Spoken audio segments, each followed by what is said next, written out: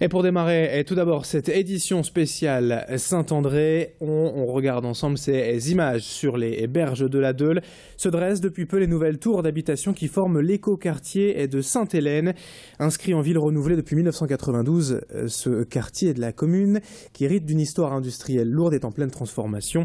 Après le départ de la dernière entreprise, après les travaux de dépollution, les travaux d'aménagement ont démarré en 2006 et le projet est censé totalement aboutir d'ici 4 ans avec l'aménagement des berges en promenade verte et sous réserve de la bonne avancée des travaux.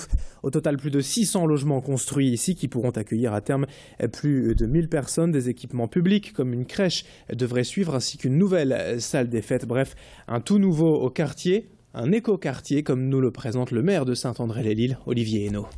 On a densifié un peu pour laisser plus d'espace à la verdure. C'est-à-dire qu'on aurait pu être dans une logique un peu moins dense, mais à ce moment-là plus minérale.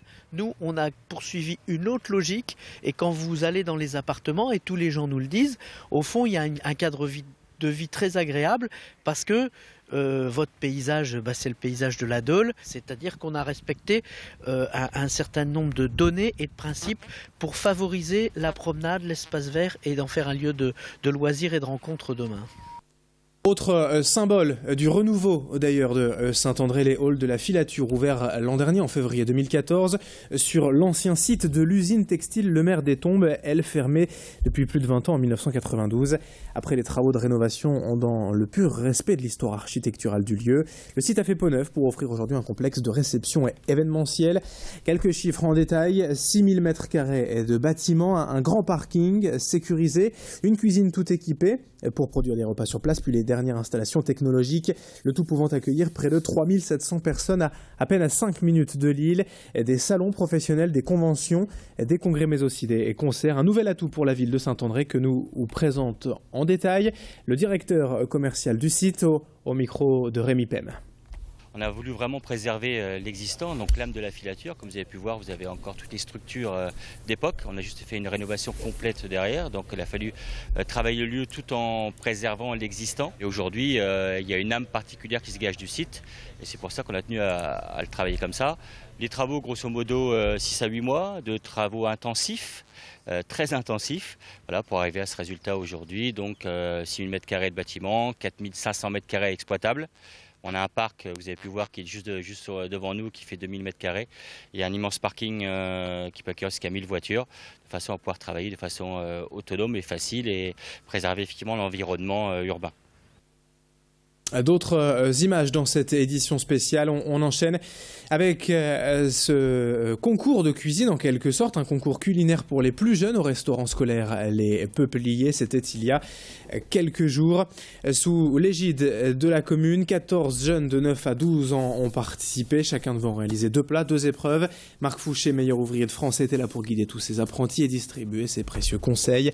L'objectif étant de faire découvrir la gastronomie et donner envie aux enfants de mieux manger et chez eux avec leurs parents.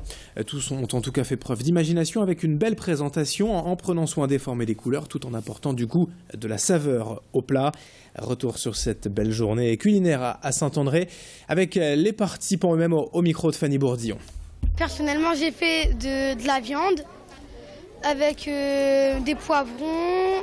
Bon, en fait, on faisait légumes, fruits, on fait un peu de tout. J'ai appris à éplucher des légumes, à cuire à la plancha.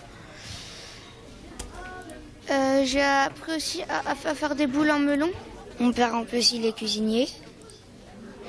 Et du coup, j'aimerais bien faire à manger avec lui. J'ai cuisiné des brochettes, j'ai cuisiné du saumon, j'ai cuisiné des légumes. Il y a un chef cuisinier qui est venu, il nous expliquait, il nous donnait des petites tactiques. Donc on a des petites astuces et oui, on apprend à mieux cuisiner les choses. Et puis on termine cette édition spéciale Saint-André avec un anniversaire quelques jours en avance. Le 18 mai prochain, Madame Marie-Louise de Lefortry fêtera ses 107 ans. Née à Mont-Saint-Barreul le 18 mai 1908, elle est aujourd'hui la doyenne de la ville de Saint-André.